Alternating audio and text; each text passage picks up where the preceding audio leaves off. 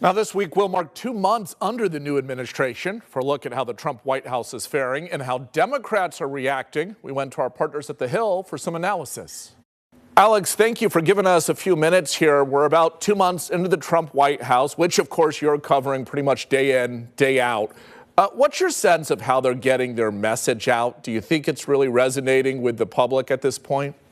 Yeah, that's a good question. I mean, this White House has said that they're the most transparent White House ever. They want to talk about that a lot. And I think that largely comes from the fact that President Trump talks a lot to the media. We have press briefings a couple times a week or once or twice a week. But President Trump brings in, the press pool to the Oval Office or talks to them at Air Force One to get his message directly across from the president.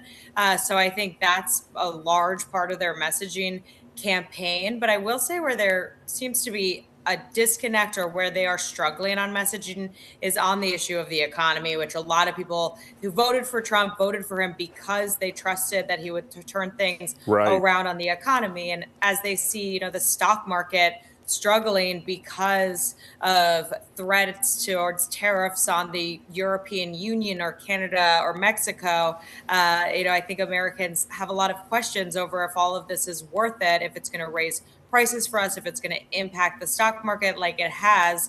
And I don't think the White House has been fully gotten its footing onto how to explain those positions and why this is all worth it, why the president's doubling down on these tariffs.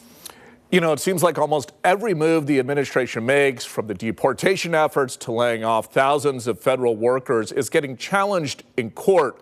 Is that the strategy here from Democrats? Just challenge as much as possible, wherever possible? And do you think that will be effective? Yeah, it definitely feels like that's the only strategy Democrats have right now is to use the courts to push back on some of these things. Of course, Republicans have the majority across the board here in Washington. And so, if Democrats want to get any of their voice out there, it has to be through the courts. So it seems like that's the strategy they're using here is when it comes to immigration, like you mentioned, when it comes to cuts to the federal workforce, especially those that Elon Musk and the Doge Committee is behind. Democrats are pushing back on that front.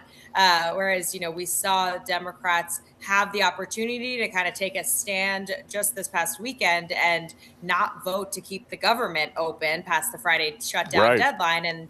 And they opted, Senate Minority Leader Chuck Schumer opted to not allow that to happen, to go ahead and vote for the measure and encourage others to, or give others the opening to, in order to keep the government open. So, they're not going that route by just blocking everything, no matter what, at the expense of shutting down the federal government. They're going more the route of using the court system. All right, Alex, thank you so much for the time. We appreciate it.